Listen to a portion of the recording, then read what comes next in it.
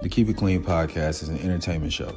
The views, thoughts, and opinions expressed are those of the host, co-host, or guests alone and do not reflect the views of any business, company, or corporation the host or guest may be affiliated with. Any facts presented should be fact-checked by the listener. We are not medical nor legal advisors. We are not political officials. Portions of this show may include copyrighted material used under fair use for commentary, criticism, or educational purposes. All rights belong to the original creators. Keep it clean. Power to the people, we are back. They're gonna squirt your 5-point star tattoo off your head in hell every day. Keep it clean. Yeah, that's all you want to do. All right, man. Look, if you're a right-wing girl dad, but really wanted a boy, you should support the T's. You might still have a chance. Was there no wisdom? was there no wisdom passed along? It's what I'm saying. And every time you see me, I keep it clean like a coaster. Power to the people. We are back to do maintenance. You are tuned in to the latest episode of the Keep It Clean one-off series. I'm your host, Nico. We in the building. We got some special guests in this joint. Got the good brother Ray in the building. What's going on, man? You know what I'm saying? We're going to be blessed and highly favored today. As always, we're going to go ahead. I'm going to let you go ahead and get into it, brother. Let them know what we're doing today. Say less, man. We coming in with the topic that's supposed to be for us, by us. And we're going to take back everything about us, man. We going to break down, get a little woke today, talking about Pan-Africanism. We're going to talk about foundational Black Americans. We're going to talk about ADOS, you know what I'm saying? We're bringing in the American Descendants of Slavery, and we're seeing how does that look in today's world when we reference it us, right? But we do have two special guests with us. It's long overdue, man, because we talk about these fellas on a regular basis, and it's only a matter of time. I'm gonna start with the Atlanta representative. Can you introduce yourself? Let us know what you want us to know about you. Yes, name. Appreciate y'all having me. Fan of the podcast. I'm a man of the people. That's all I can say. You know, I wear a lot of hats, but it's always for the betterment of my people. So. Respect, man. And then fellow Texas, Mr. Alex. How goes it, man? Introduce yourself for the people. What's happening, y'all? My name is Alex, grassroots community organizer. I worked in electoral politics from city council races all the way to presidential elections. So been around electoralism and also grassroots organizing. So I've been around, seen it on both sides. Say less. And that's what we need for this conversation, man. So we gonna break it down for y'all that are listening. We're gonna give you the information and we're gonna explore the conversation. If you're watching live, please feel free to add comments, ask some questions. It'd be much appreciated. The purpose of today's conversation is to get the conversation started. There won't be no finality of answers. We have clearly, as you see, 5 brothers up here that are doing their best just to put it into words on something that we want to represent us. It's still about community. I don't want you to forget that.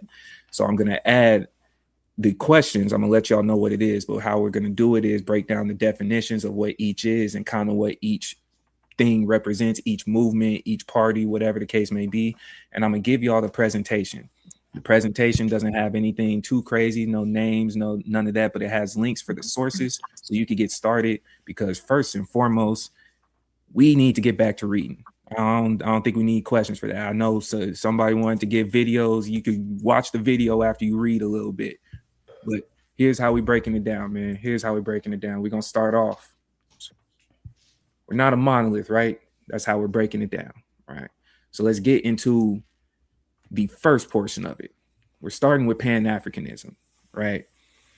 Centers around unity among people of African descent, emphasizing shared heritage. The historical evolution shaped decolonization, inspired independence movements, and influenced the creation of continental institutions that promote cooperation, integration, and human rights. Then we have the democratic backsliding that's a part of Pan-Africanism. Despite these foundations, the movement still faces struggles, including repression of opposition, shrinking intellectual space, fraudulent elections, and strained relations between governments and academic communities.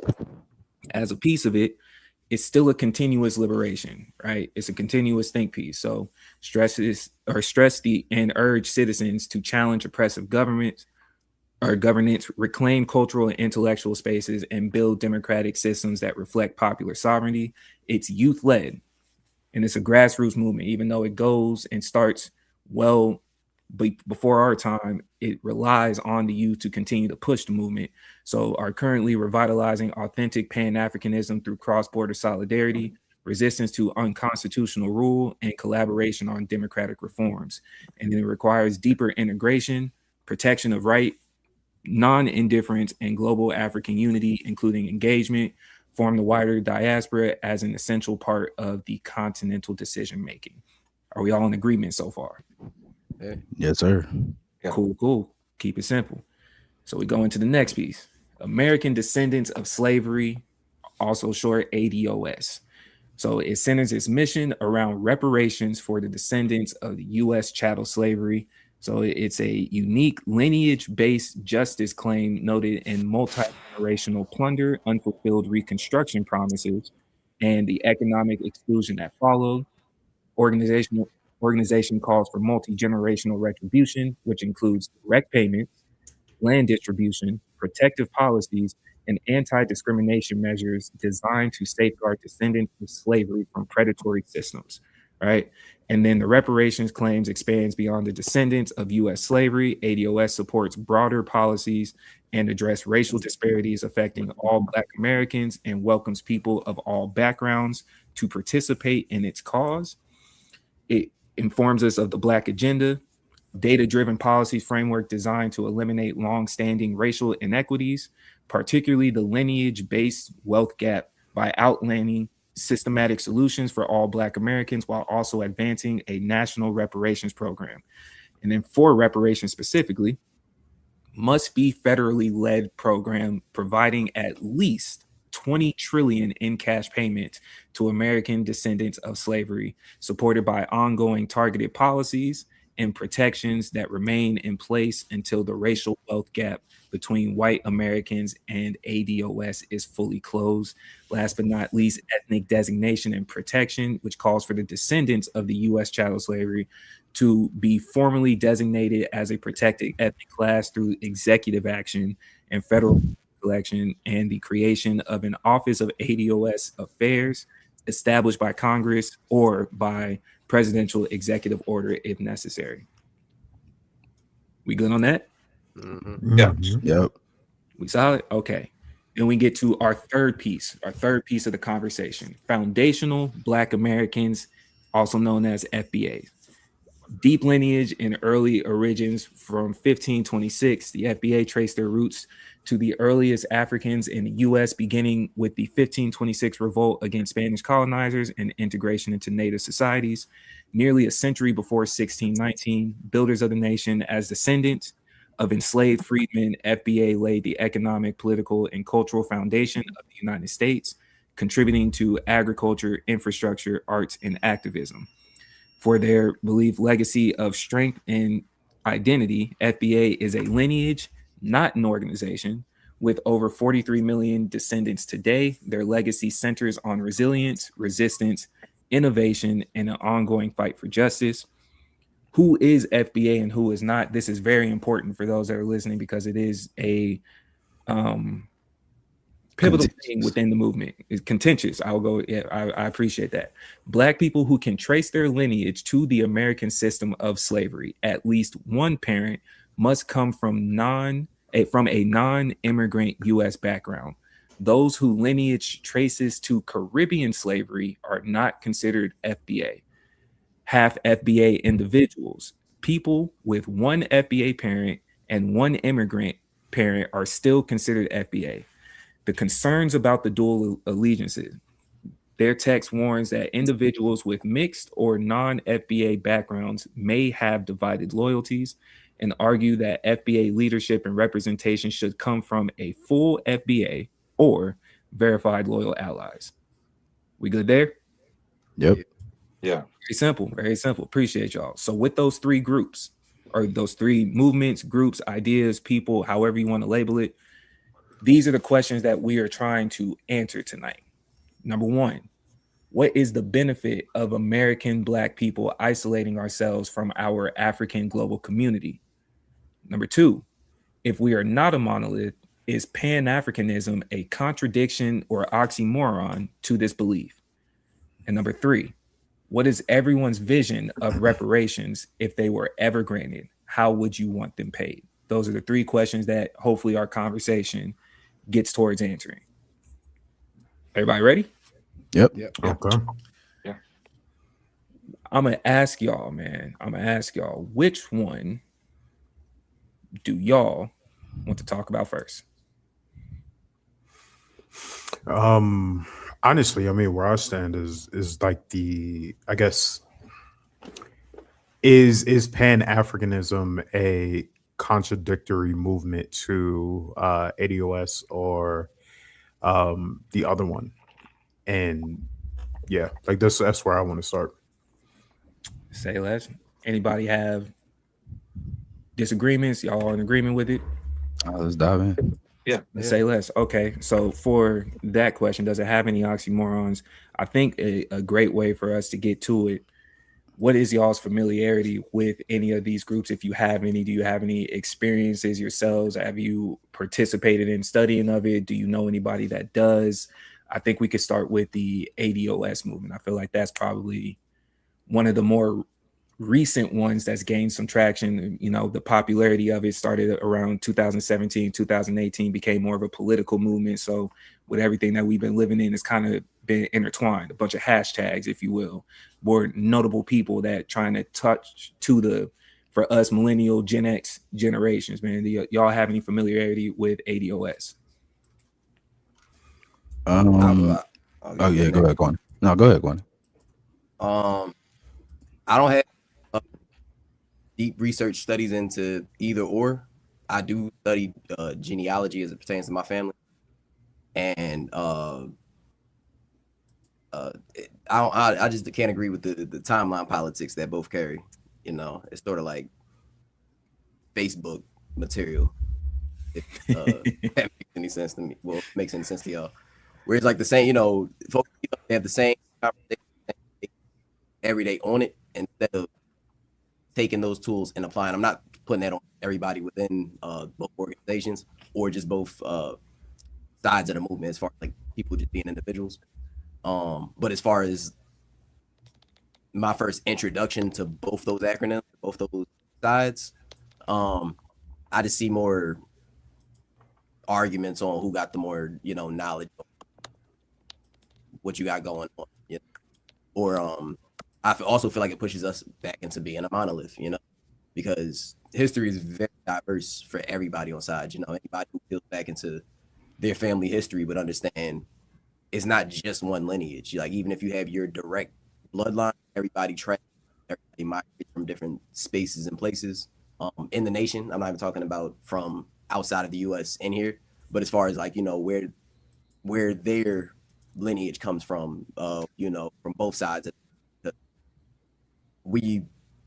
I want to say it's black folks, but just in general, we pick a side. We know our mom's side of the family, maybe a little bit of the pop side, or vice versa. With the pop side, no auntie or two on the other side.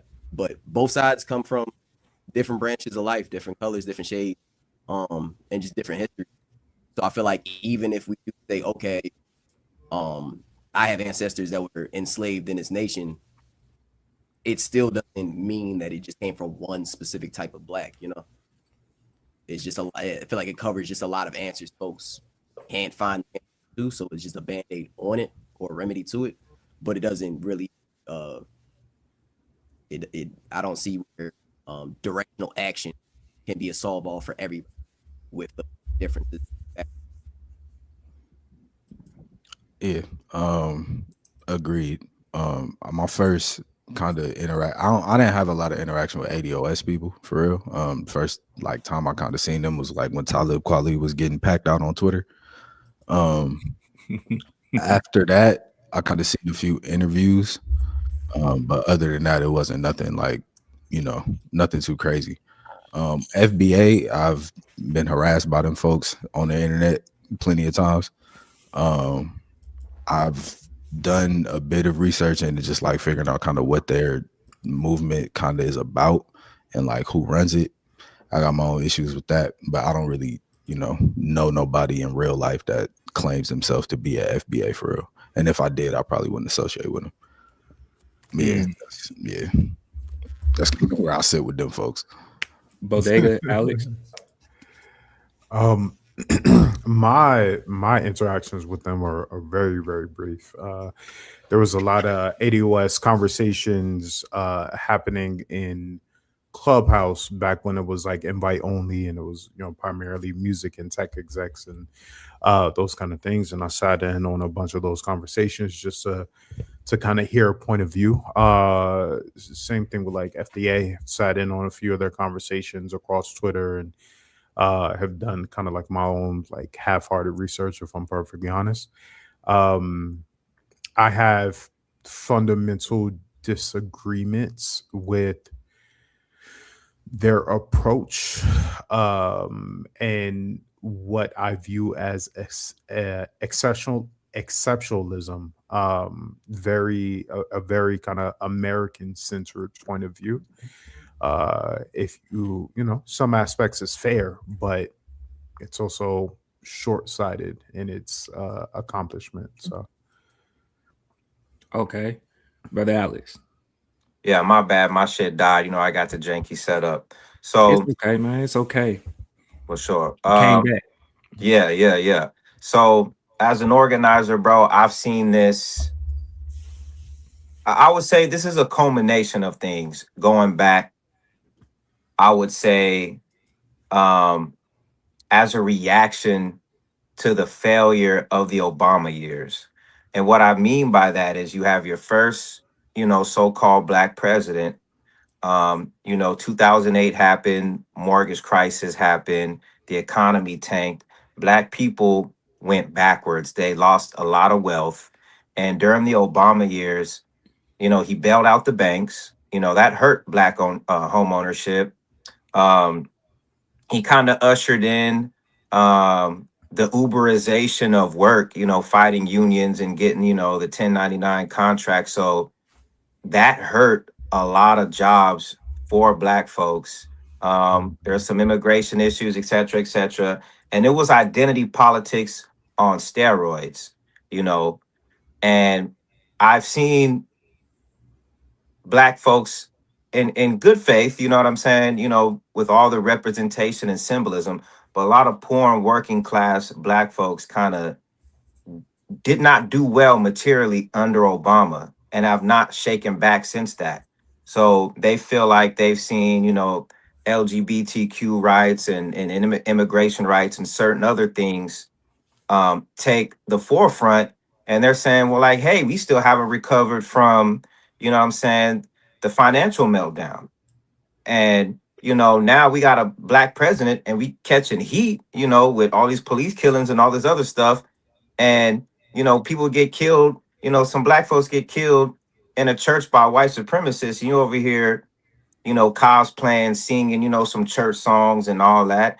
And then when you go to Howard University, you know, these brothers have graduated and stuff, and you kind of finger wagging saying, oh, no excuses, no nothing. So this is a reaction against the failure of the Obama years, the neoliberalism over the Obama years, and kind of the benign neglect of the Democratic Party. You know what I'm saying? Not saying I agree with FBI 80, but I understand where the reaction and the sentiment is coming from. Like this didn't happen overnight. You know what I'm saying? Especially with COVID, that went through overdrive. The Biden years went through overdrive. So I mean, some of the gripes and some of the stuff is legit. But do I think they're politically sophisticated enough to understand what that was and how to go about it? Not necessarily. Some of them, yes, not all of them. And I think that's on us to kind of, I don't want to say educate them, but try to give them another perspective and guide them in the right way. You feel me? It seems like, at least for the four of y'all, y'all aren't with it, which is understandable.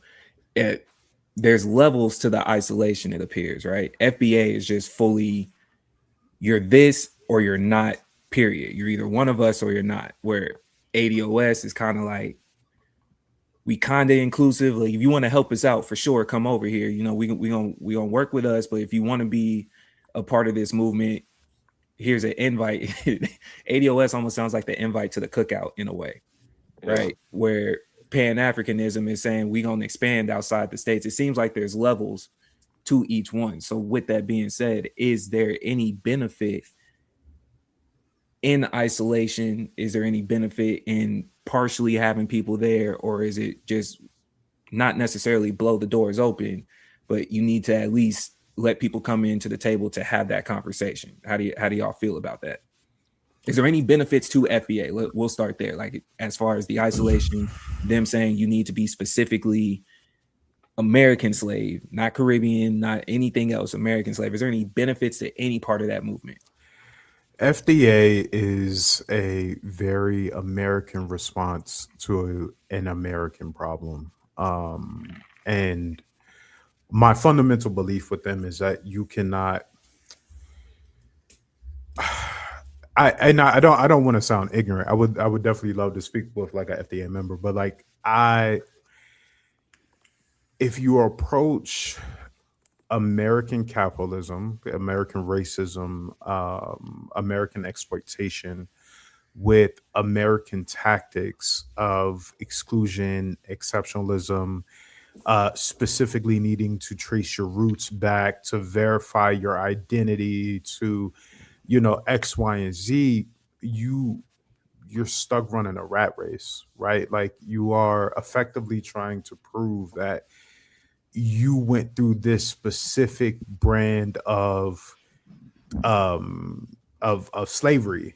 You went through this specific brand of trauma. It's almost as if like the way it comes across as my trauma is more significant than yours, or my trauma is more important than yours. Now, if the standpoint is, hey, we have American problems that we need to solve, and I can't help solve the greater problems or be a part of the entirety of Pan-Africanism before solving my own core issues, I can see that point. I can certainly see that point. But I still feel like it's fundamentally the wrong way to go about it. And I hear the ADOS arguments as well. With our plights being specific to America, right? I completely hear that. But ultimately, none of the diaspora, no one from the diaspora can come up without the other members of the diaspora. And no one within the separate diaspora groups don't seem to understand that. Like, regardless of what you think our origins are, you know what I'm saying? 12 tribes of Israel. If you think some of us are directly native descendants, if you're thinking a grand conspiracy of like, we aren't actually Africans, like however you give it up, right? Like however you give up your mysticism, ultimately you're a nigga on the in the personal stage and on the world stage. You're a nigga, right? And what your cultural differences may be and how you identify yourself or whatever the case may give you a slight grace.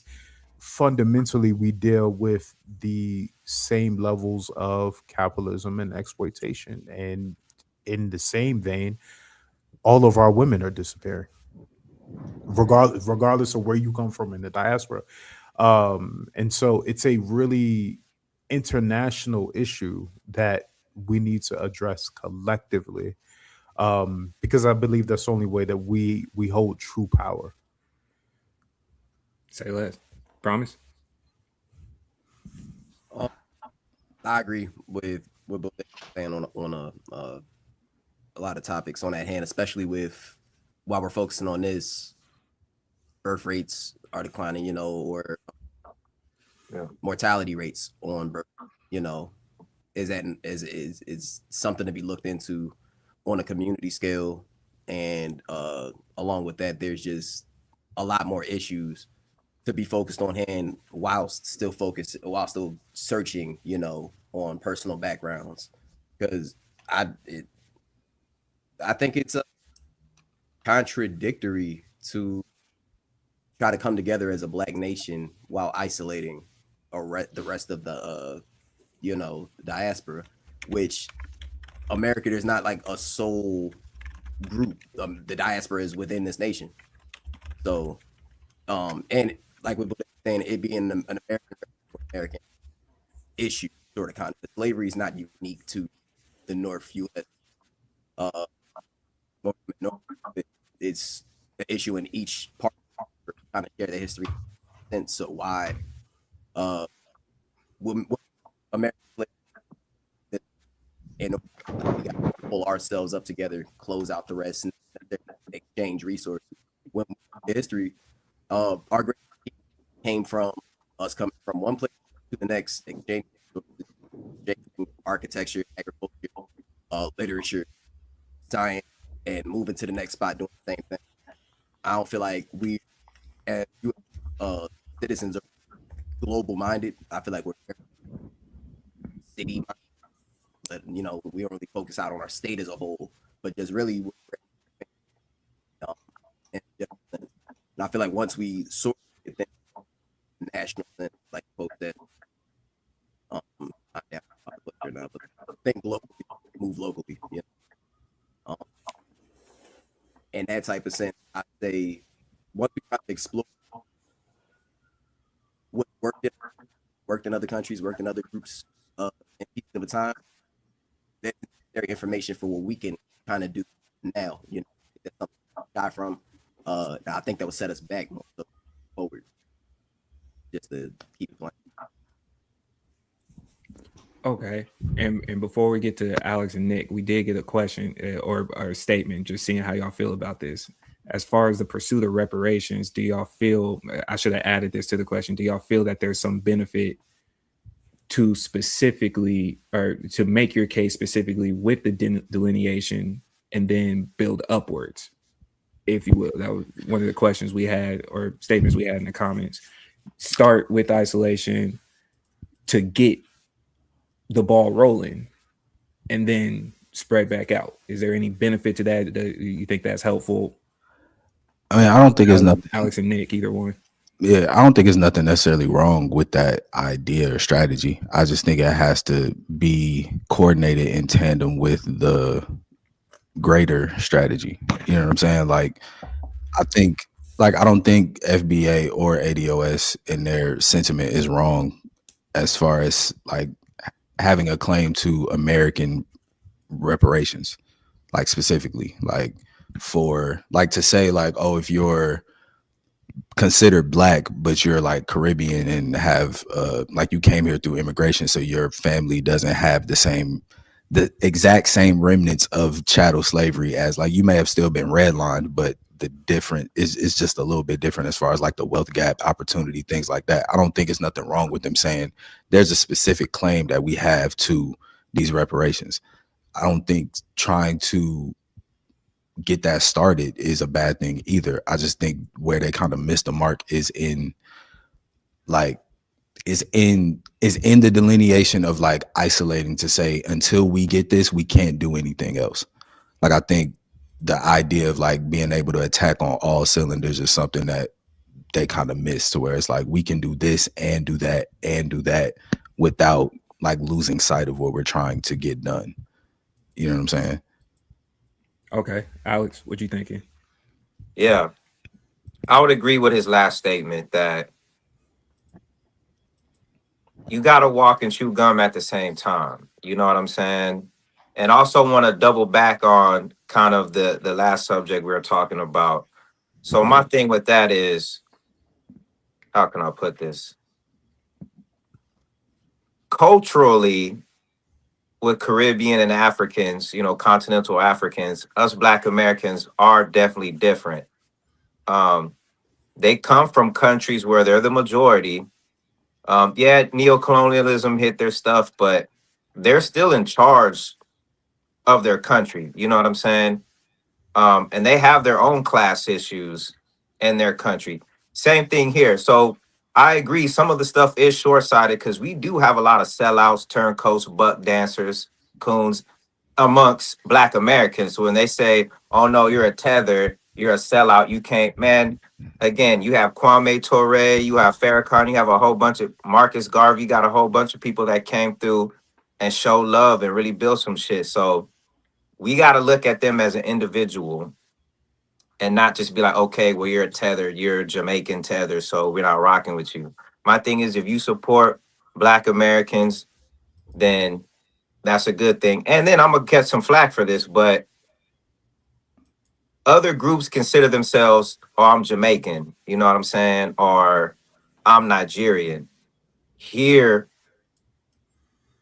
we're kind of the vanguard of Blackness. You know, we had to usher in what it meant to be a Black person, that you are Black, because we got cut off from, you know what I'm saying, our ancestral stuff. So again, kind of like with a Dominican, you see a nigga Dominican and they'll say, oh, I'm no Black poppy, I'm Dominican. Same thing with a Nigerian. They say, oh, I'm not Black. You know what I'm saying? I'm Igbo, I'm Hausa. You know what I'm saying? So again, this is a phenomenon. Again, that's the reaction, ADOS and FBA. We can't act like some folks didn't come over here and shit on Black Americans. You know what I'm saying? And I feel like it's been a one-sided conversation, not right here, but like just on the internet saying, okay, well, FBA is wrong, ADOS is wrong. And like, yeah, they're wrong to an extent on certain things, but like, it's a reaction. This is coming from a real reaction from real lived experience and other stuff. I mean, I've been around a lot of Africans, a lot of Caribbeans, and they'll say, oh, you Black Americans, you have no culture. You're not this, you're not that. And, you know, again, they'll suck up to white people just like our turncoats will suck up to white people. So this isn't just coming out of a vacuum. You know what I'm saying? And so I feel as if it's not necessarily isolating, but us recalibrating interests of Black folks in America and trying to get other people on board with what's advantageous to Black Americans here, because a lot of people have benefited off of our blood and treasure of our ancestors here, bro. You know, the Hart-Celler Act after the Civil Rights Act. A lot of these immigrant groups and other people are here because of what our ancestors did, the fight that they threw up. So let's be real. There's a lot of people that come over here and disrespect Black Americans. And again, this isn't coming out of a vacuum. So I understand, again, the reaction and the sentiment and the pushback, but I feel like it could be done better in a more proactive way. You feel me? Can you have isolated agendas within the diaspora and still be progressive moving forward altogether? So, I don't think it's isolation. I think it's just focus. Sometimes you're like, again, when you're on an airplane and they say you got to put your own airbag on first before you can help anybody. That's what I look at it as. You know what I'm saying? Okay.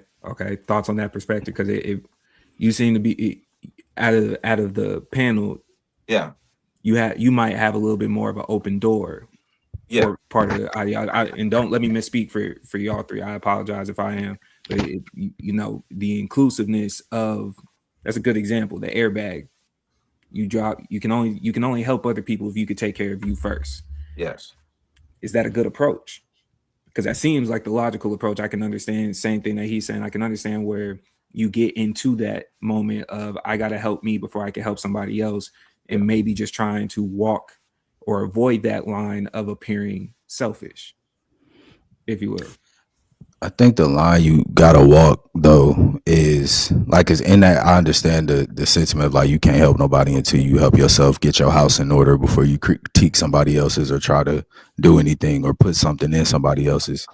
I get that, but at the same time, it would make sense if there was a collective like black understanding across the board of like what we're trying to do.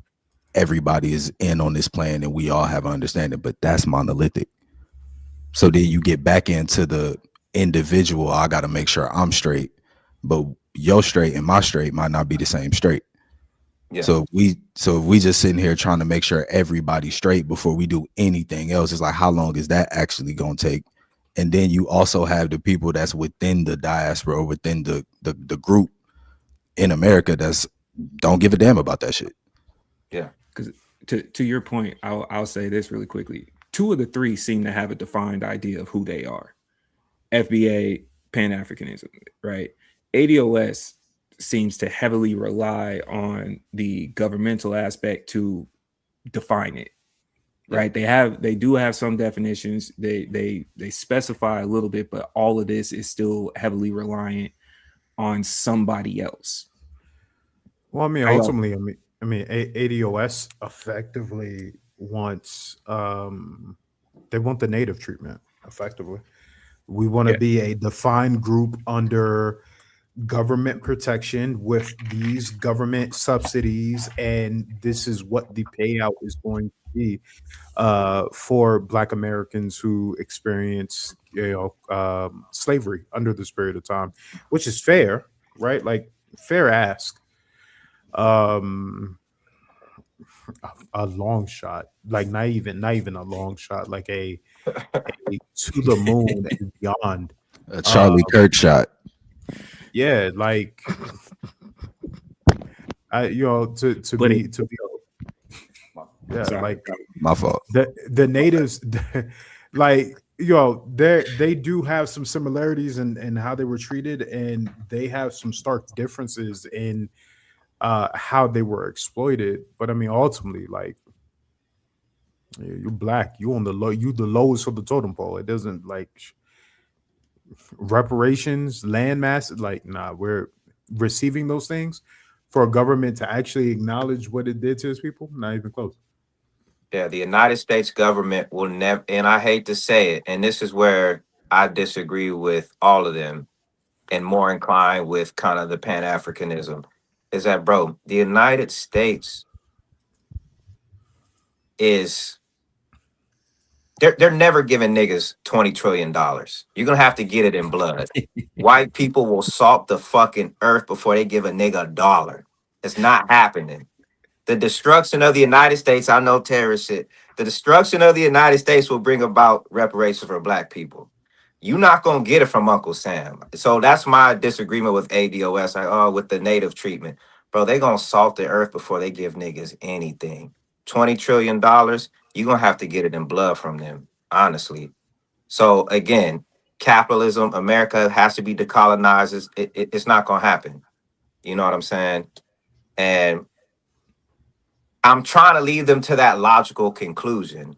But again, going to your point, they're still looking at themselves through the lens of the federal government. You know what I mean? Yeah, through a protected race, a protected people. And again, the Constitution was written. The Constitution had to be amended for us to be equal in name.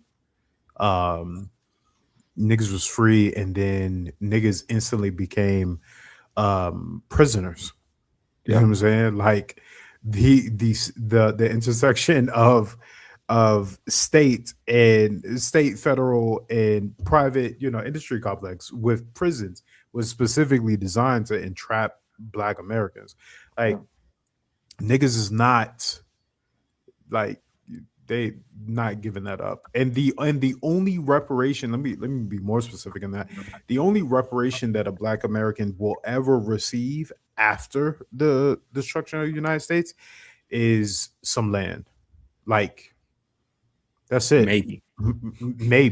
Yeah, maybe. Which means that like for niggas, right? And I use this term specifically for niggas. That means like y'all are gonna have to get back into the field literally. Have to know how to toil the soil literally, how to grow crops, how to farm land.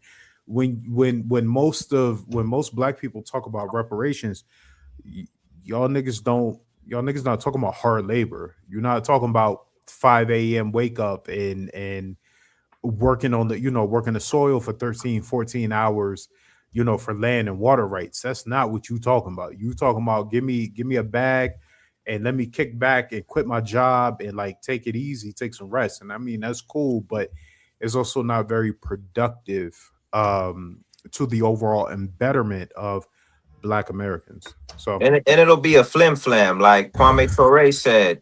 The white man can give you $1 million and all the green paper, and the next day they say, "Okay, we're only taking red money now." Facts. And you presented me a segue, and I apologize, promise, if you got something that you wanted to add. No, you good. I want to ask this for the floor as we get ready to tackle the second question. Similar to how we do with entertainment, we understand that some of these movements amongst the diaspora get started, and you at some point might end up side-eyeing whoever was the initial face or faces, right? Mm-hmm. And it could be difficult when you look at something like ADOS, because when I'm doing my research, and I'm just asking this for the floor, when I'm doing my research, the way that it came across to me, I was like, bro, y'all just took BLM and made it a little bit more conservative. You just rotated with the president that became available to try to get on that side, especially since you want to make it a branch of government, or to Bodega's point, the native treatment. So how, if you do, how do y'all try to keep the progression going forward while separating from a turncoat that might get exposed within said movement? You know, that's hard. Because we saw what BLM did. Like every one of us has probably been in that situation where you came across someone that's not black, and then you had to argue with yourself on, do I feel like explaining there's a separation between the movement and the organization? Do I have the time today to even waste on it? Because even if I explained it to you in great detail, you don't care. Like, you don't care, and now I don't care, and then you mess around and lose some of us in the moment because of however that particular turncoat expose themselves. Promise.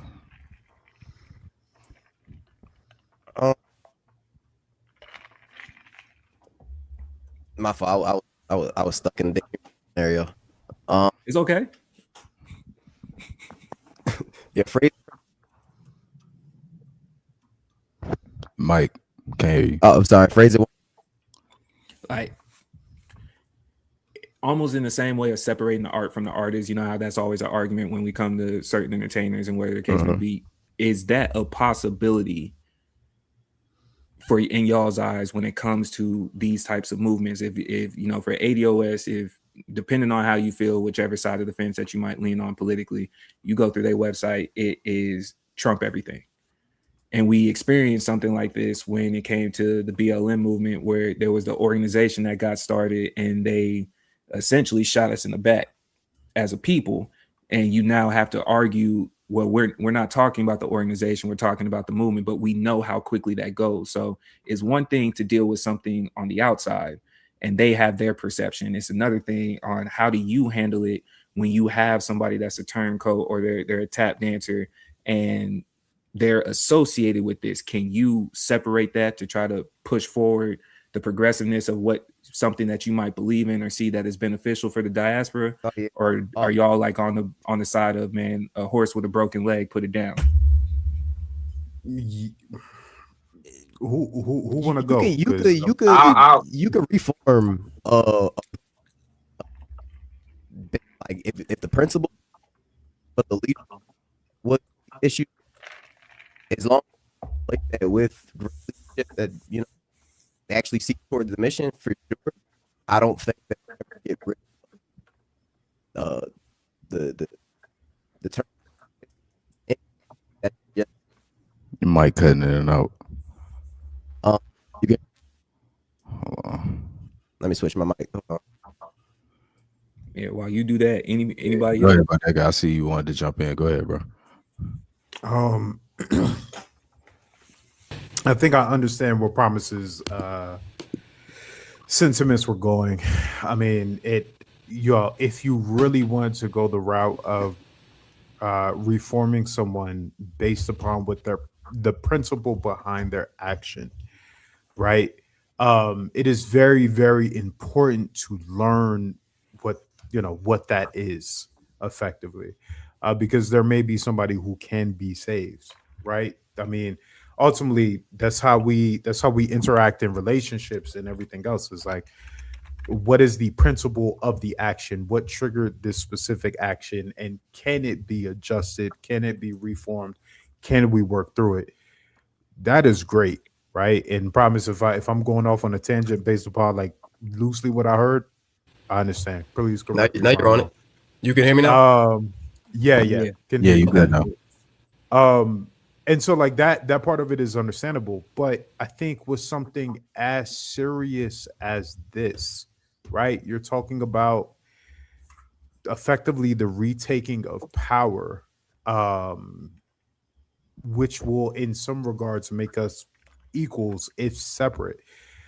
I think dissension and turncoats are a very, very hard thing to try to reform in the midst of already fighting against whatever the designated enemy is, be it capitalism, be it racism, be it, exploitation, be it like however you signify that. I was recently reading about Richard Aoki or Oki. He was an Asian Black Panther who was really, really, really early in the movement and was a pivotal member of the Rainbow Coalition and all the other type of shit. And he was an FBI informant the entire time. Mm-hmm. Mm-hmm. He was an FBI informant the entire time. And so like think about, he's a famous one, right? But like And pause really quick. I'm so sorry about that. I don't want to do this to you, but I feel like we do have to clarify for those that are unaware. The Rainbow Coalition is probably not what your first instinct was, right? The Rainbow Coalition, just to be clear, not trying to be disrespectful, is more so in regards to the Black Panther Party. For those that don't know, right? The collective the collective plight of oppressed people around the world, not exclusively Black Americans, but Hispanics, Asians, White women, white folks, women. It was more so a movement towards the elimination of like capitalism than it was a Black progressive movement towards, say, freedom or equality. The problem with that is that like there are so many dissenters, and some of this is going to be has to be a get down or lay down mentality, unfortunately. If I cannot, and it's crazy because it's a slippery slope, because you start talking about dictatorships, or even as close as fascism, if you really want to go that far, when you talk about people having to get down and lay down for a specific cause, but at the same time they crumble without them. The Black Lives Matter movement is a prime example of that. There was a group that incorporated BLM that were receiving donations from companies because companies wanted to be seen as on the right side of history. And then we don't know where those funds went. We don't know where those people went. You know what I'm saying? We don't know what actually happened to those. Meanwhile, the people who were on the front lines who made the saying popular are dead. All mysteriously died. In jail. In jail. R.P. Darren Seals. They're dead or in jail. Mysteriously, all mysteriously. So like you can't tolerate that, like in something that is this serious, in something that is literally life or stagnation, and that stagnation is just a slow death for all Black peoples across the world. You can't tolerate it. Like there's no toleration for that at all. So besides someone like Ben Carson, like we always have the extreme names that you quick to cut off anyways. We not thinking twice about it. Let's say if you have, because it kind of leads us into that second question. If we're not all monoliths and you start having certain delineations, right? Because we don't have a common understanding in the midst of moving around, you're going to have delineations from an ideal or a movement. If we lack the foundation, is it still contradictory when we start leaning into something like a Pan-Africanism? Because the contradiction might already be in the movement, let alone the idea, the belief of what Pan-Africanism is being more so all-inclusive. Is it a monolith? Is it not? Is it a contradiction? Is it an oxymoron? I would say first, I would say the move towards Pan-Africanism, it could be the move towards the foundation piece. Like that's a big foundational piece. And it's not to say that the other two aren't attempts at moves towards a foundational piece, because they are. But I think in this one, there's a more broad spectrum that you can pull from, and more people, more resources, more things that you can coordinate to make the job not as what's the word? But to make the job not as like strenuous as trying to do it by yourself, or just with this one specific delineation over here before we get to that over there. Like again, like back to walking and chewing gum at the same time. Promise, I see you have put your mic up, so you go ahead. Oh wait, hold on. There you go. Go ahead. Oh shit. Hold on. Yeah, you good now. Yep. Yeah, I don't think we're gonna be saved by no 501, 1099, LLC. It don't matter. I think your actions, your plans, your trusts, legacies, foundations within your family, within each family, as long as that has some structure, it'll push us way further than us still huddled up. Like, we're not a monolith, y'all, but what are we all going to do under this, this movement? I've told Nick for years, Black people as a nation we need charters, we need lodges. Like, we got to really get our own community halls to solve our issues, because it's not going to be solved on the timeline. Everybody lives in a different place. And a dude in Montana is not going to solve any issue in San Francisco unless he goes to San Francisco. And we look at a lot of movements and a lot of leadership that was pivotal in times with a fraction of the tools we have now. You know what I mean? Like, communication can be happening in an instant, yet people want to minimalize the group efforts when like W.E.B. Du Bois, for instance, like for his actions that he did. The boys. Please. I'm on the Du Bois spectrum, bro. I hate to say Du Bois or hey, any other Du Bois. Don't worry about it. I met was a Du Bois. I did the same thing to Ray before we start. Go ahead, do your thing. I don't want to cut you out. Go ahead. But his body's laid in the motherland. You know what I mean? So it wasn't like he was just walking and talking. It was like, all right, I'm in the mansion now. Y'all do what y'all need to do. So I feel like with that history, folks should follow the paths or follow the actions of folks whose stories, told their measures. Because we like to, like, in a sense where other groups glorify or posterize their serial killers and their, those type of folks. I feel like we do for our Judas within the groups, because it's just most exciting for the history, but it delineates from the actual messages, you know what I mean? Or delineates from the actual movement within itself to show folks we can't do this because this is what happens. And it's just too much examples of movements that happened that was was in movements of Pan-Africanism that people didn't really look at as that. Like even hip hop, for an instance, where New York is a different place in general, where say it wasn't the US, it's 5 islands, you know what I mean? Essentially full of Black people, full of Caribbeans, full of Africans, Southern Americans that get together on ideas, get together in communities. And folks have, their Spanish directed days, their African rooted days, their borough days, or even just for their block. But folks of all nations get together under those movements. Same thing with Philly. I grew up seeing Muslim brothers and Christian brothers move in the same instance. It wasn't on, I'm on this type of time. It didn't matter. You know what I mean?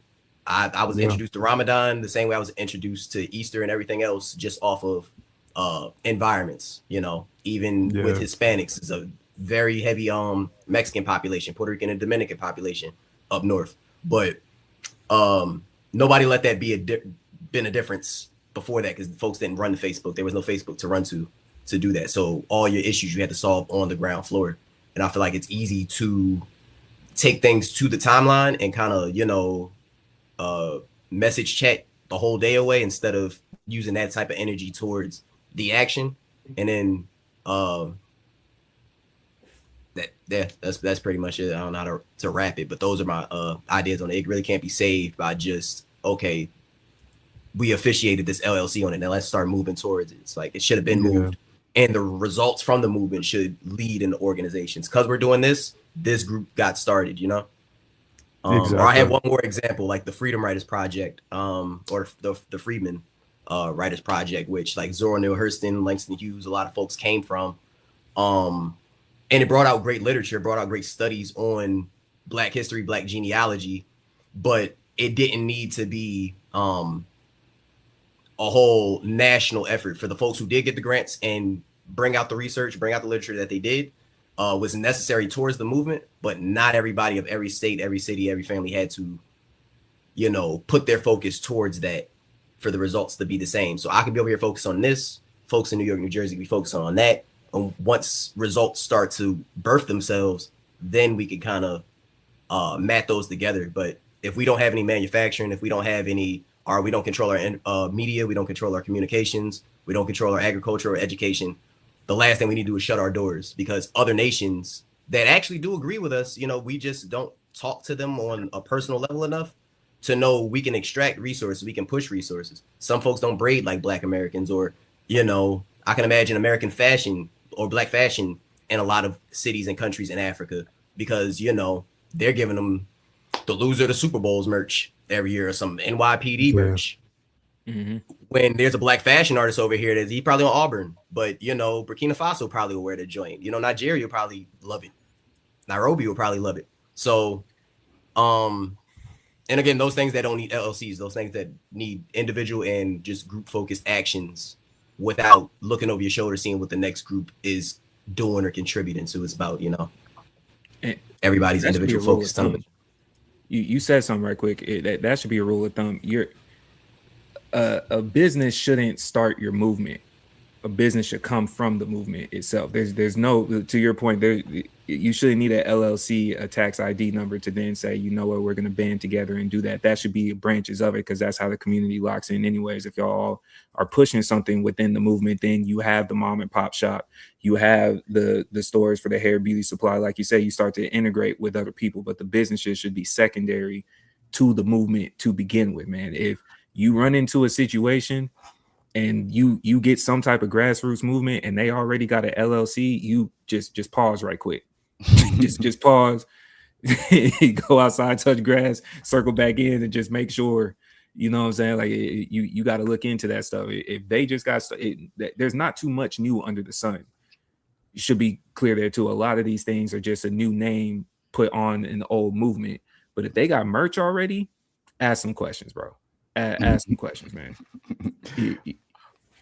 Real quick, I always wanted to say to the because what Bodega said and what Promise I said, just a piece of it not being like you can't tolerate it, the turncoat piece of it. I agree. Like there's no like separating art from an artist is one thing, and we all know how I feel about that. I'm very, very towards the middle on that. It depends on what you was doing, whether we could separate it or not. But with this or with something like this, is like, bro, this is movement life work. It's people's lives on the line based on the work that you're doing or the work that you say you're doing. Back to what we were saying on religion on the last podcast. Like there's people that are pulling up in mass to whatever you got going on, and they're contributing resources, whether that be money, whether that be just time, whether that be people, whatever it is, to get to what they see you saying is some sort of better place.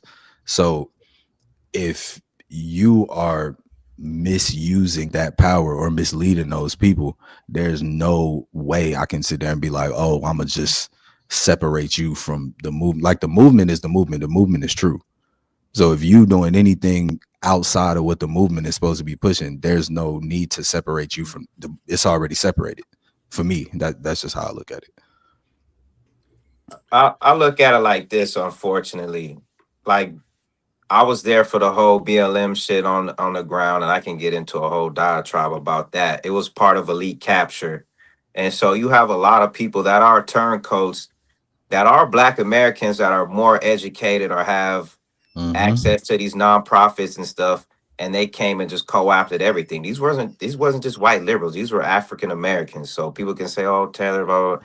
Again, we have our own turncoats, but again, as an organizer, most people are not politically savvy. You know what I'm saying? They really don't have coherent politics, but they look at you as the embodiment of your politics. So with that being said, like, you got to lead by example. Like, as an organizer, I can't separate people from the principle of it because we're human and people watch us. You know what I'm saying? If I'm going out there talking all this fly shit, yeah, that sounds cool or whatever, but they're watching you, and people are human. If they see you're contrary to what your politics are, people are going to get disheartened. They're going to tune out. They're going to say, man, you just like whatever. So the medium is the message. You know what I'm saying? So if you foul, people are going to look at the message as foul. You know what I'm saying? A lot of people, as a community organizer, you can't separate, you know, the artist from the artist when you're organizing with the community. You know what I'm saying? You're held to a whole nother accountable standard because you're amongst community. You know what I'm saying? And there's a certain social contract and a certain way you got to move. So when I look at foul people, like, you know, certain people, you know, I can't I can't separate it. You know what I'm saying? Because you have to lead by example. Is what you're saying more applied to, like you said, the organizers, like the main, for lack of better words, leadership, as opposed to someone that's amongst the group I until would say they the get up face to of it. speed? The face of it. Okay. So Okay. like, old boy hustling merch. It's like, well, bro, how serious is you? You know, one day you talking about we the real natives, or you know what I'm saying, we from Egypt, or you know what I'm saying, all that other shit, global Pan-African again. And now it's like, and you know, you bigging up the Haitian Revolution. You have a whole DVD on that. Now you calling Haitians ashy tethers. You know what I'm saying? What is it? Mm-hmm. Or Blue Vest, wherever he at. Man, Same. don't give me, let me. Man, that nigga blocked me on Twitter, bro. They all had it out for me. Fuck them niggas, dog. I'm still tight about that shit. Fuck them niggas. But yeah, bro. Okay. Like, in real movement work, bro, when you're amongst people, bro, people see how you move. And they might, again, politics is real emotional.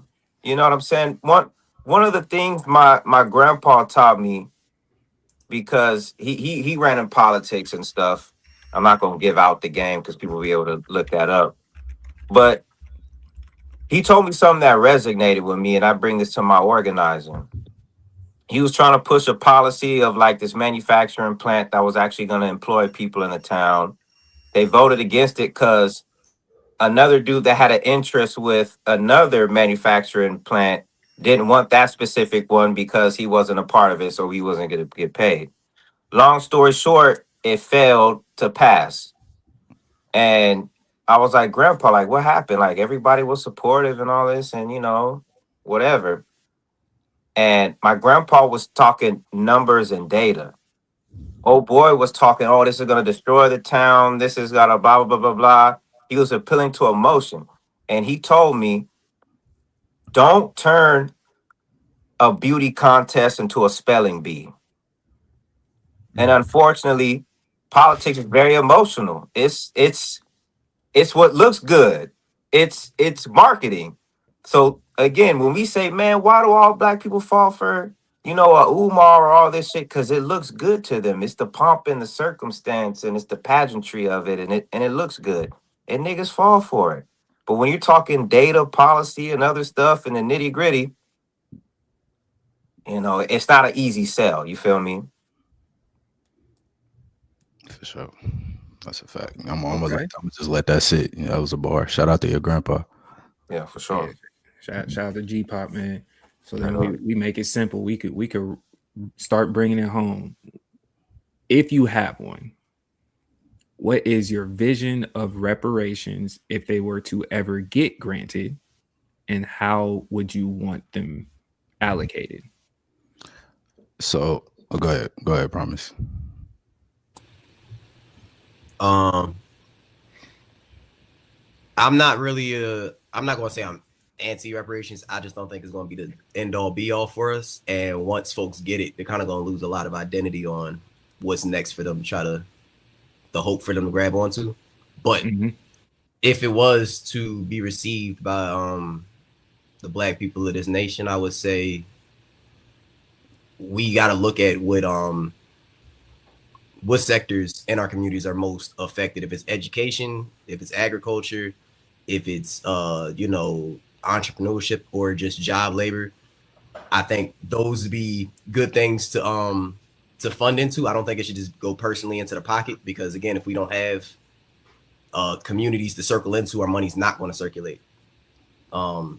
But if it can institute a lot of businesses that were denied grants for decades from families, then for sure, that way we can once again have Black bus lines, bus companies. Black Americans have had airline companies at one point that could be revitalized.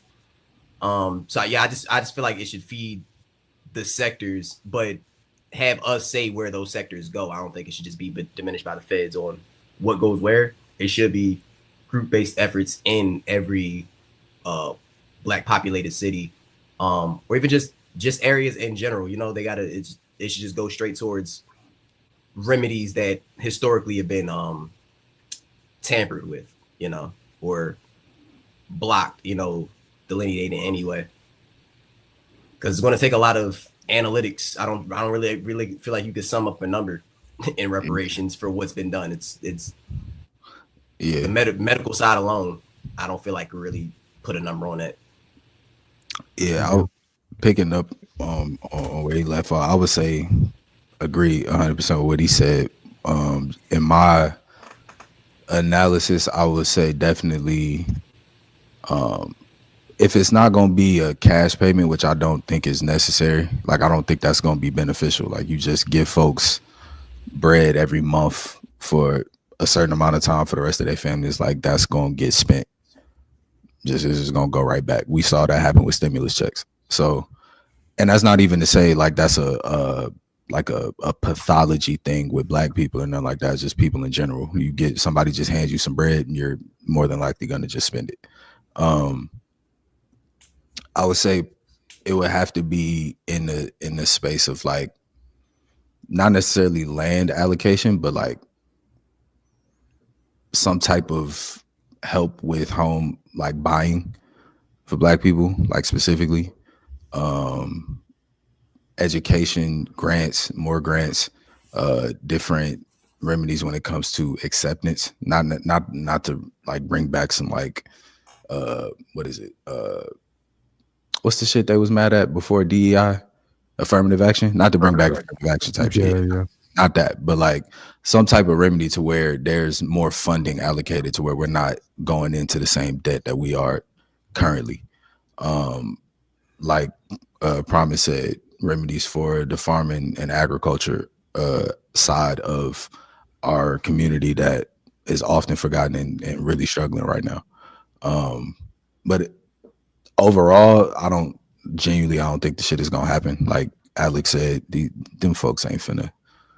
They not, you know what I'm saying? Like they're not finna do that, bro. They not, and especially it's like when you look at and it's not even to shoot a shot at them, but like when you look at the administration at the moment, and then you look at the ADOS website, it's like, are you niggas kidding me, bro? Like, are y'all serious? You know what I'm saying? So, like, I don't think it'll come, but if it were to, it would just have to be a lot of ways that Black people aren't spending as much, and are getting back more from what they put out than what we have up until this point. Because like Promise said, there's no number you can put on it because it's ongoing every single day. Like the gap grows every single day. So like the day they say, oh yeah, it's gonna be this number, the next day it's like y'all gotta up that. So yeah. ADOS said 20 trill. And we got hyperinflation, bro. They printing fucking money. That shit's going Yeah, probably yeah. 27 trillion by now. They Shit. would print $20 trillion easily and be like, all right, here, niggas. Yeah. And it'd be worthless. Ray, to answer your question, as far as like reparation repayment, I echo the sentiments of like what's been discussed so far, especially like in the community aspect. If reparations were to come, I would like to see them come in the form of infrastructure. And I'll clarify like what I mean by that. We can't talk on the phone without using a white man's company. You can't purchase it. You can't purchase a phone without using a company that's not directly black owned. Communication, clothing, food, power, like water regulation, like these like fundamental things to everyday life in some form or fashion go directly through white hands, board of directors, CEOs, LLCs, all this other like fundamental infrastructure that is all white owned, that continually contributes to the systemic racism and oppression that we experience. I would want, I don't know, something crazy, one of each. Like reparations for me would be black people of America being able to be fully sustained without white participation in any form. And that's well more than $20 trillion. Like there's probably not a fundamental number on it because to make up that type of gap, like would be It's insurmountable, man. Yeah, it's insurmountable, bro. I do have a proposal though. Let's get it. Like how the Jews do with a Heter Esker via the bank, like just a non-interest loan. You name your price, bro. Yeah. I feel like with proof of these my folks' paperwork, they was tilling them lands. Here's my business proposal, and they be like, "Hey, man, come on in." You know what I mean? Pick your number. We're gonna write it down. Like say they printing money anyway, because Yeah. certain I'm gonna have groups, a question for that. I feel like we should go through a good 500,000 years of just interest free. You can't tax the people. Hold up. I wanted to throw in my reparations goal Yeah, because so I'm heavy in central planning. That's part of my undergrad was in urban and regional planning. And there's some models out there. So I kind of look at our reparations kind of roll out kind of similar to what like a 50-year long-term plan and kind of model it a little bit kind of off of China, how there was capital from Western countries that were able to industrialize their country, but the Chinese, the CCP had to actually own the company and they had to do knowledge and capital transfers, meaning that, hey, eventually we're going to own this building and you're going to give us all the capital. You're going to give us the knowledge. You're going to train us and everything. We're going to own the company. Not only that, but all the capital equipment, like all the Caterpillar and all the cranes and all that, we're going to keep that too. So I look at that. Also, they had the Marshall Plan in Europe. That's not very socialist, but how they rebuild Europe with the Marshall Plan after World War II. So there's a couple of models, like every 5-year economic plan, kind of like they did in the Soviet Union for industrialization. But I look at the Chinese model as an actual feasible model that we can kind of replicate with cash payment because streets got to eat today. You know what I'm saying? It takes a long time to build factories and all that shit. Niggas got to eat today. Niggas got to pay bills today. So with that being said, long-term economic development plan of actually industrializing, the black community, kind of similar to like the Chinese miracle, Chinese century, with a cash payment to sustain until you're on your feet. Hey man, and one fell swoop, Alex, and said 3 terms that they gonna come and get us with. Yeah, they're gonna drop it. Yeah, they're gonna drop the bomb. Did he say China? But Hey man, G, hey, I fucks with G, my nigga. That nigga go hard, bro. You trying to get us shut. This your first appearance, and you trying to get us shut down. This crazy. I love it. I will say, at least for my tidbit, man. And then before I come back to Promise, because you had said something, I'm trying to refresh my memory, but simple terms for me, I'm with Patrice O'Neal, man. If we're gonna start reparations, if you can prove that you from here, you shouldn't have to pay federal taxes. That's the way I look at it. You're not asking for a handout and money not leaving your pocket at the same time, right? Do with that as you will, right? So to me, that's a simple start. Nobody has to pay either side, and you could walk away and at least get that ball rolling. And whatever money we keep within house, that's where, to Promise's point, these lodges and charters, we start working that method and going from there. I understand the aspect that every time we get something started, they come and burn it down. We're fully aware of that. Yes. That it's easier said than done, but that shouldn't make us shy away from doing that altogether. So to me, that's a simple one-step process to at least get your feet walking. You dig what I'm saying? We should not have to pay federal taxes if you're able to prove your lineage. That seems to satisfy all 3 groups: ADOS, FBA, and Pan-Africanism. And our tax time, when the tax time come around, just because we ain't paid federal income, so we should get all that bread that we ain't spend back. That's the cash payment. Like tally up how much we would have spent if we pay federal taxes for the year, whoop, and then just give it to us. Like break it down evenly. Like you just whatever as a totality for the census. Okay, I see. Yeah. See, read, niggas, read. Come on. Socialism with Chinese characteristics, man. They going in on economic development, man. Look at this shit. I'm telling you. The model is there. China done took over the world. and they trying to fuck with Africa. They got all the resources. Come on, bro. Think about it. Trying to. They've been in there. They're not trying to. You know. Homie Ev said that's not enough. What would you suggest? Because you got to start somewhere. And when you're saying that's not enough, is that to who specific plan? Because we done thrown out a mix of them. To Promise, you had said something. My mind just went blank on it too. Oh, real quick. Also in the comments for Promise, what are charters and lodges from Terry Lynn? Shout out Terry Lynn, gang. They're a lodge is like a small, what would you call it? Like a hall, a space, community space where folks can get together for events, ideas, debates, gather momentum for grassroots movements. Prince Hall Masons in general, they use halls for their gatherings. Sororities, fraternities, just organizations in general have lodges globally. So that way, even if you go to the Bahamas, you can still link up in the same manner.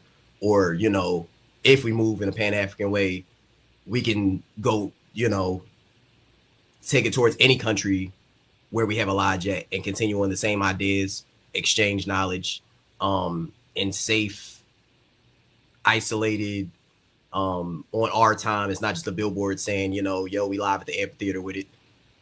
So we can actually move without so much resistance. Yeah, I agree. We do need some mutual aid societies. We used to have those back in the day for African Americans, but we can't have no Prince Hall Freemasons, bro. That's that boule nigga shit. We can't be fucking with the boule no more, bro. You dig? Them days is over with. Philadelphia, and I can't even condone. I feel you. I'm just saying. But we should. Secret society characteristics. That's all I'm saying. For sure. They don't know. Underground cadre. Yeah, for sure. Facts. Our exchanges change every day. Our languages, our dances. Folks can't keep up. They can only keep with it to monetize it. So when we really close doors, but stay in communication, because we do it via social media or through a phone. It's going through the satellite first. The data is already collected, and not to say that people wouldn't try to infiltrate those said spaces, but we'd have more regulations and routines for those measures in today's time, because we already seen it happen for centuries. You know what I mean? I feel like we would move smarter, but even if it's a city hall, it could be a public city hall, but as long as people have the time and space on multiple different days of sessions to have these gatherings, so that way we can push legislation in our likeness, we can push certain state laws in our likeness. Folks don't have to scramble for knowledge during election year times, because we're on a hamster wheel every time. So folks going to the polling office and researching what's going on then and there. We could actually have discussions to sit on, digest, share with our kids. Kids wouldn't be foreign ideas to them on these certain things, so they don't have to grow up and have a culture shock of what the real world actually is. They know how to move in those certain ways and movements and wisdom in general. So I want to add right quick. Sorry, promise. No, what we plan on doing at this platform, this is something coming directly from Ray. This is live in real time. When next time they do polling, midterms, any new updates to whatever laws, propositions that they're doing, here you're gonna see Alex and I breaking down Texas, and whoever else gonna come in, we're gonna have an own dedicated episode. I expect to see Promise, Bodega, and Nick breaking down whatever's happening out in their area. That's what we are going to do with this platform. Once we see it start coming out, especially a quarter, 2 quarters out before they really get there, that's what we're trying to do in the effort of community until we start getting these spaces. Sometimes your lodge might be virtual. I'm just letting y'all know that's what the game plan is. Midterms. Alex, midterms in Texas coming up this year. They've been lobbying all the commercials, man. That's the only downside of watching sports. They keep forcing this shit. It's been brown on brown war every single time I turn on the TV over here, bro. They been hitting me up. Jasmine Crockett, people been hitting me up. I'm saying, dog, I can look up. Look, one thing I'll say for niggas right now, bro. Look up these people voting record. You can Google their voting record, dog. They're a legislature. They're a lawmaker. I don't give a fuck what talking points they have or what they say on CNN. Look what they're actually voting for. Yeah. So with that being said, Nick, do you want to respond to Ed before we go into the final question? Because Alex, yeah. Let me pull them up real quick. So to this piece of just saying take the federal taxes and give it back. That's just an add-on. I'm not saying that's the full extent of what we getting. It's everything that we said plus that. Like, we not paying the taxes and give us the money back and all of the investment into the infrastructure that everybody spoke on. So yeah, it wasn't just just give us that as the reparation. That wasn't it. Yeah. All right. So last question that we have, we got to talk about it. It's currently the now. Keep it clean, man. Next 3 years, who's in office right now. You know who the president is. What are our predictions in tandem with this conversation that we're having, and how do you move, or how would y'all recommend moving, prepping for pretty much the rest of Project 2025? Real quick. For us, I'm going to only say be more communal. That's the only way to move. Get more in person with your people in whatever fashion that you can. Like, I know you see your folks every day on the internet, but you're not actually seeing your people. Go see your people. Get in contact with them. Speak to them. Talk about what you're scared of. Talk about what your aspirations are, and figure out how to organize and meet other people that y'all can do that with and work towards a concerted goal. That's all I'm gonna give us in predictions, because I'm not finna speak no ill on us. But for you white people, they coming. Actually, they here. They already here. They smacking shit. They outside smacking shit. So we're not gonna be there. All right, we working on our shit right now. We in the crib with it. Y'all go get you some guns, go get you some masks, go get you some milk. You know what I'm saying? Go get you your grandfather's homie that's a lawyer on retainer. Get him. And just, lock in, put that seatbelt on, and keep stay dangerous. That's all I got for them. Because the way Buddy is getting active, there's war coming. There may be internal martial law coming. which I'm not gonna say isn't gonna affect us. I'm just saying I'm not worried about that right now because we will be prepared. Y'all ain't never been here before, so you know. You're See, unfamiliar. you know what I'm saying? Like this every day for us. Like when Buddy first got in the office, my homie hit me, white homie hit me, and he was just like, "Man, you know, like, are you scared?" And I was like, "Nigga, no." Bro. Yeah, worse shit happened, bro. Come on, bro. Yeah, all the black people started sounding like Bane. Yeah, for real. I was born into it. I was born into it, bro. What you talking about?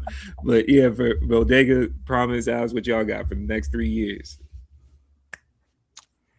Man, hey man, what's up, man? Oh yeah, go get no. This your runway. Go crazy. Listen, man, I need y'all to understand something. Like the historical context of Project 2025 is just a re-rock of Reaganomics. If you do not know, if you have not seen, if you do not understand, re-rock of Reaganomics. This is re-rock of the Bush administration. Listen, war is the name of the fucking game. War is the name of the game. There always needs to be an enemy. This time, the enemy is within U.S. soil. That's the only difference, right?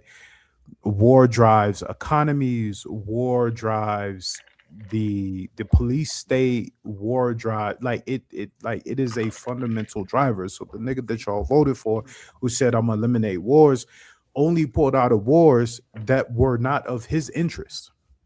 Wars that he could not make money from, i.e., Ukraine. Wars that he could make money from, i.e., the genocide in Israel, full steam ahead. Shit, Venezuela, full steam ahead. Free Maduro. Greenland, full speed ahead. And like, which I think like my overarching thing is what I actually want to say is that the plan is the plan, and the plan is on fucking track.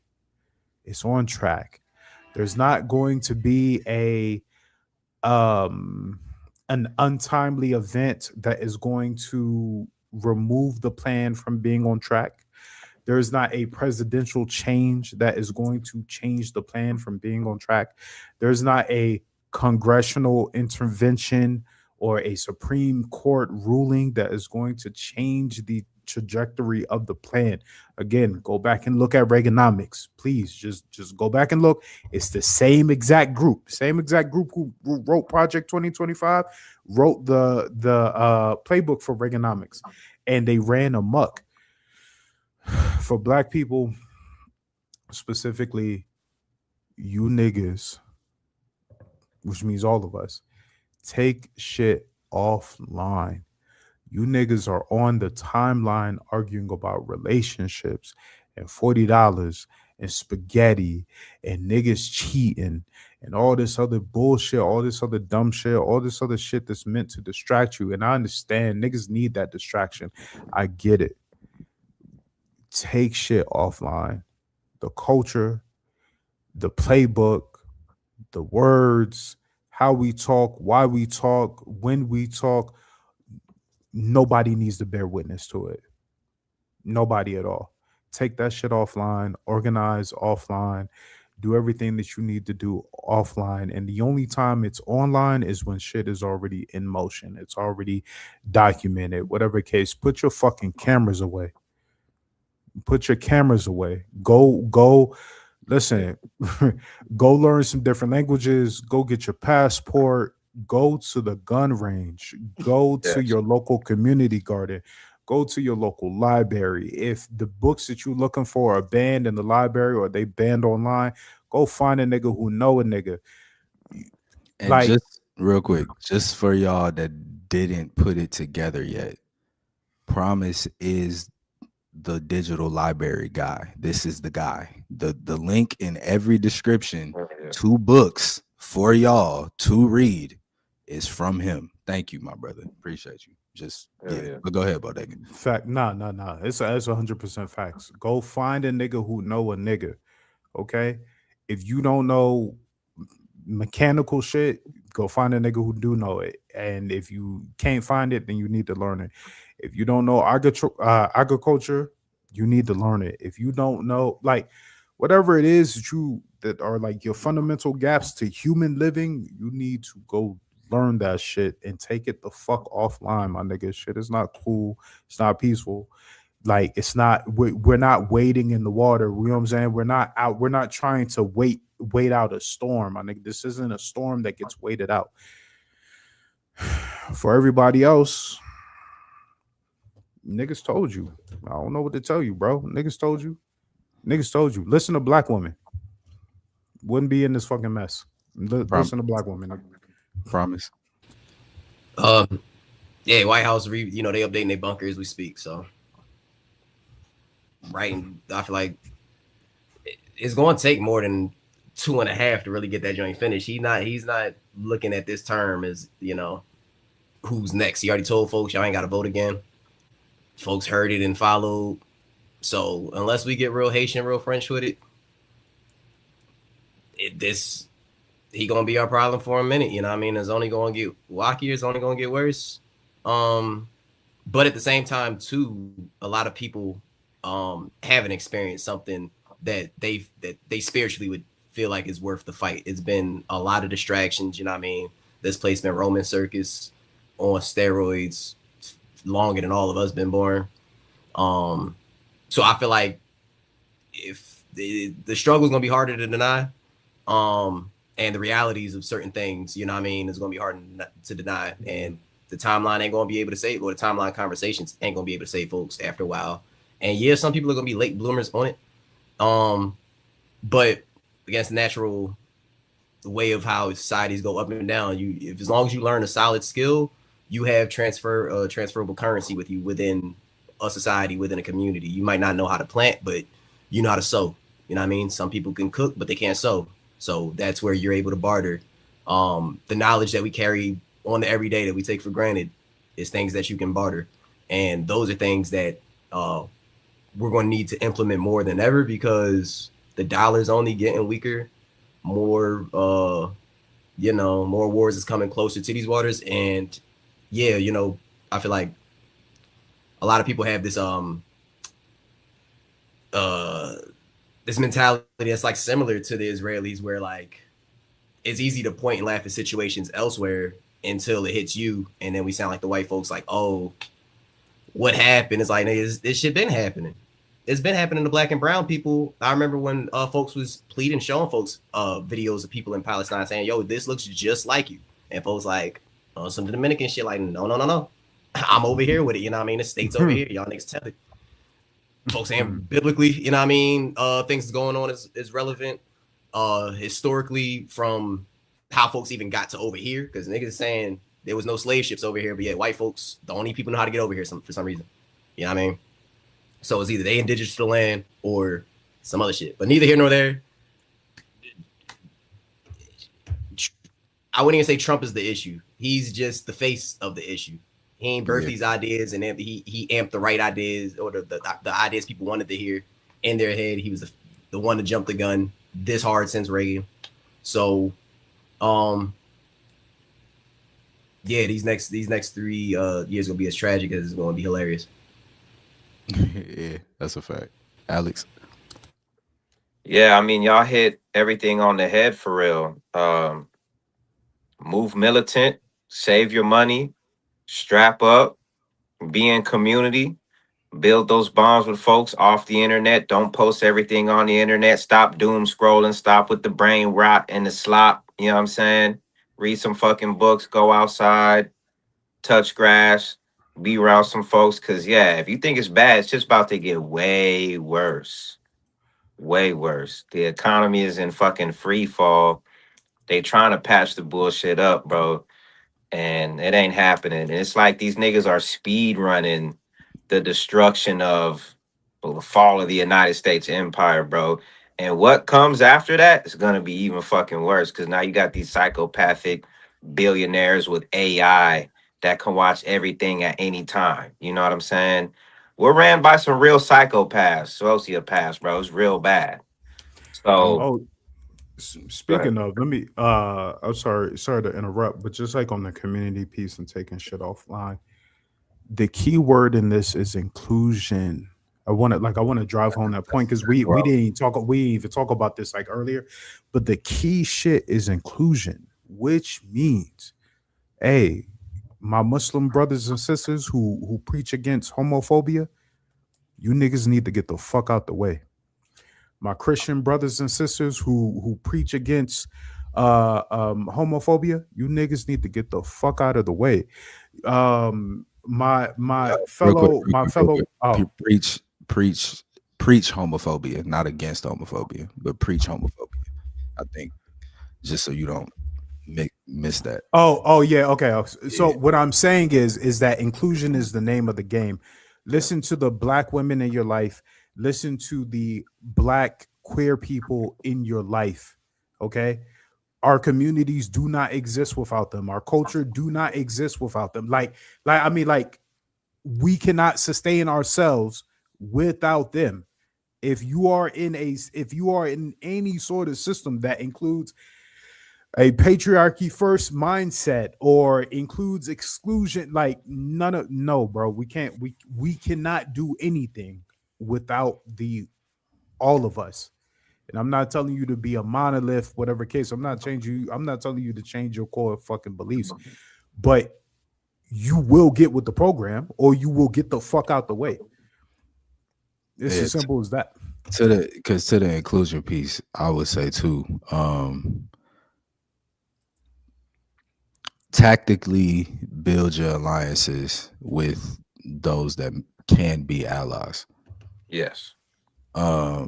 Like not, and again, this ain't to shoot at the other two movements that we talking about. I know we talking intercommunally and global community, diasporally to connect, but even still, like back to the Rainbow Coalition, there are poor white, Mexican, Venezuelan, brown folks that are just as fucked up.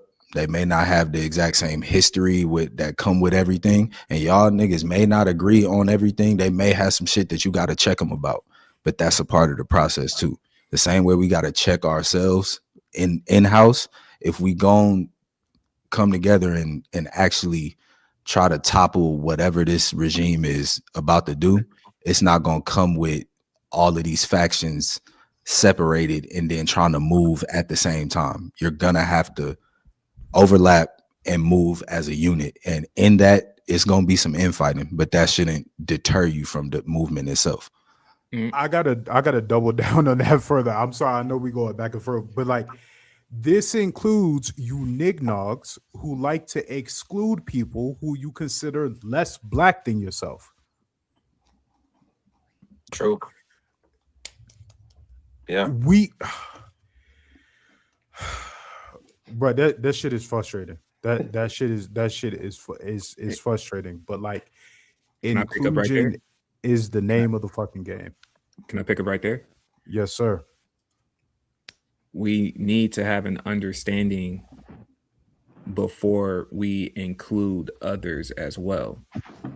So I'm gonna start with before Project 2025, there was Reaganomics, just like you said. Before that, it was PNAC, Project for the American New Century. We've known about this. We talked about this on the pod dating way back to the early 1900s. That's been the game plan. That's the Reaganian. That's how they call it, neo-Reaganian, right? Once Reaganomics started picking up. So all the way up until this past election, right after the election happened, when all of us, not being a monolith, decided to be a monolith. You heard me say this before. We saw the election results. We said, say less, and we drew back. We went through all of 2025 of them having to figure out how to do a trend, how to do whatever they needed to do. And black people said, we gonna mind our business. In the midst of us minding our business is when we do the inclusive piece of what you're talking about, what Nick is talking about, all of y'all. We talk to us. And in that, we should encourage other groups to have a conversation at the table amongst themselves. And then we meet up outside. Mm-hmm. Sometimes we get a little bit distracted when trying to be overly inclusive, because just like we said in this conversation, we may not have the foundation that's consistent enough amongst us before we start trying to spread our resources thin, if you will. Mm-hmm. It's not to say that we don't have them there, but this type of conversation that we're doing right now pick up the frequency of that, especially as we see what's coming down the pipeline. Make sure you're consistent in that as well. So going outside to touch grass, like you said, go hug a loved one, go sit down with those, especially within our age group. That millennial age group is going to be one of the most pivotal going forward. And we know that we're all in that time of change, especially as men, as we start to discover who we are in our manhood, as we start to discover who we are. If you haven't already hit in your own religion, you're discovering what you're going to be in a relationship, et cetera, right? Having that conversation in-house will help you embrace the inclusiveness, because a lot of y'all just don't know, whether you chose to be willfully ignorant, whether you haven't been made aware, whatever the case may be. So having that inclusiveness and having that conversation in-house, and then start getting out to expanding that inclusiveness outside once you go touch grass and you get in a community. And to that point, because I just want to make this clear, the Rainbow Coalition wasn't just this kumbaya group where every time white folks had an issue, the black folks was pulling up. The same, not to say we could do this the same way, but in the same vein or in the same trajectory or inspiration, you can have a foundation for yourself, as the Black Panthers did, meet with other groups that are having their own situations in another place, figuring out, okay, where can I help y'all? Where can you help me? We can help y'all at this over here. All right, cool. We'll be there. That other thing y'all got going on over there, that ain't got nothing to do with us, and we will not be there for that. And and neither side taking no slight in that. It's it's just more organization, more communication, and again, off the fucking internet. Do not fall for the bait of the Brown versus Brown war that they have instigated. Facts. Do not fall for that bait. Alex, you know, we got politicians right now talking about how they're trying to ban Islam and remove anybody like Brown versus. We got Hispanic politicians running that as their campaign. Do not fall for the bait. What you got Brown versus Brown, bro. If you don't take anything else from this, take this. It is the 1% versus the rest of us. Facts. It is not the Browns versus the blacks, the whites versus the blacks, the whites versus the whites, the blacks versus black. It is the 1% that are controlling the means of production and owning the means of production versus everybody else. This is a class war. Everything else is propaganda. Yeah, birds. Yeah, birds, man. Well, fellas, I think we kind of kicked ass, man. Y'all got anything else y'all want to add to this? I'm good. Promise if you got something. Yeah, I was going to say, if folks want like reference for good authors, scholars, educators, I'd recommend Claude Anderson and his books. I'd recommend Juwanza Kunjufu and his books. I recommend people looking into Barbara Sizemore and what she's did with the schools. I'd recommend, if you're in Atlanta, look up Alonzo Herndon and what he's did with Atlanta Life Mutual for Black people, including for protests, because he helped pay for people, whether you had to take off work or in case you went to jail, because, you know, the same problem we have with a lot of protests outside of the dangers is you got work, you know what I mean? Or your schedule is conflicted, or you don't have the money for bail. That was covered for a good time, even through his son later on in life. So Alonzo Herndon, he has a lot to do with Auburn Avenue in Atlanta, which is also like, you know, an inner Kemet in Atlanta when it comes to the gold that's still here that people don't see. And yeah, look for libraries, like Black literature libraries via Google Drive, via downloadable links. That's where I picked up during COVID, a little bit before then, but COVID is where I really ramped up on just gaining literature archives to share around for personal benefit. I've never had a library link that I haven't built or shared, have not shared with Nick and others at the same time that I received it, just because, you know, once you get information, the best thing to do is pass on that information so y'all could connect later on higher intellect. And yeah, that's my take, you know. And let me add something too. Shout out to Kai Sinet for reading online. Our literacy rates are in the trash in the Black community. And I don't want people to, oh man, I can't read, or oh, that's too hard for me. Bro, power through it. You can look up the words, they could pronounce it for you, even if it's an audio book. You push yourself to read it. It's going to take time for you to learn certain words and concepts. Don't feel bad about it. Just read. audio book or whatever you got to do and thug through it. That's a fact. One more author I wanted to give y'all too is Franz Fanon, The Wretched of the Earth. Read that, ingest that, sit on it, read it again, and then come to the table and we can chop it. And if you want a more fictional take of what's taking place today, right? Because I know not everybody. Parable of the Sours.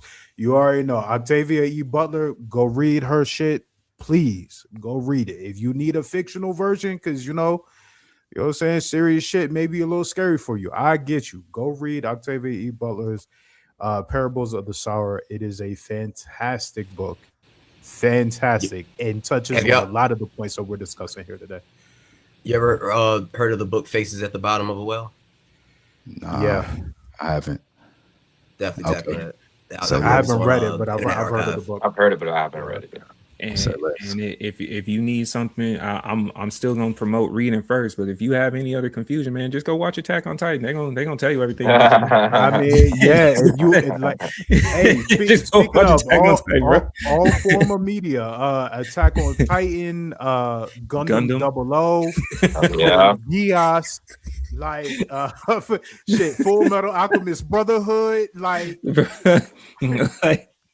Designated Survivor, like however the fuck you need to get it in. Like one thing them Japanese did was start telling us through anime exactly what the gameplay is. But for everything that Promise said, Bodega said, Nico said, Alex said, myself, we will also have the links in this very video. And we'll make sure to have it on our platform as well, just so you can go and touch bases anytime, especially for the Sideberry, bro. That's so dope. If y'all have something that y'all want to add as people that are watching, let us know, man. Like you said, stop being selfish. Don't be a nignog. Spread the information if you can. And at the same time, go outside, touch grass, and keep it offline, right? What you read and how you processed it should be an in-house conversation. You don't have to go announce that. And if you out there announcing it the same way that we look at people that say, oh, I play chess, you don't play no chess, shut the fuck up, right? Keep moving. Keep moving. You don't got to announce it when you move accordingly, man. But we did our thing, man. We appreciate it for all of those that are still here with us and then watching this later on, man. Like, comment, and subscribe, right? Like, comment, and subscribe. Please let us know what your thoughts are. You know where to find us: YouTube, TikTok, and Instagram at the Keep It Clean Show. We are still debating in-house on whether or not we participate with Twitter. We're still debating that in-house. Nah, Elon, bro, he a white snob, bro. Anything with Musk is done. Listen, this is because this is like, as somebody who'd been off Twitter for the last couple of weeks, what dawned on me the other day is like, when you have a moment where you think of something that's like, oh, I should tweet this, just text it to your homeboy. Straight up. Text it to your homeboy. If you absolutely need an alternative to Twitter, because I know how it go, you know what I'm saying? Please join Black Sky and not Blue Sky, right? Blue Sky is the overall PDS, but it is decentralized, and there is a really good brother over there by the name of Rudy that's created Black Sky based upon that PDS. It's completely independent. It's on its own servers. It's on its own thing, its own moderation. There's no ads. There's none of that. And he's working on limiting Black Sky to Black Sky. So like, if you are not a Black Sky member, you can toggle some shit that allows only Black Sky members to communicate with you. It's not taking it offline, but it is definitely, you know what I'm saying? Cool, whatever case. Yes, sir. Yes, sir, man. So, man, we appreciate all y'all tapping in with us, man. This is the Keep It Clean Show. We love y'all. Thank y'all. We'll be back. We out.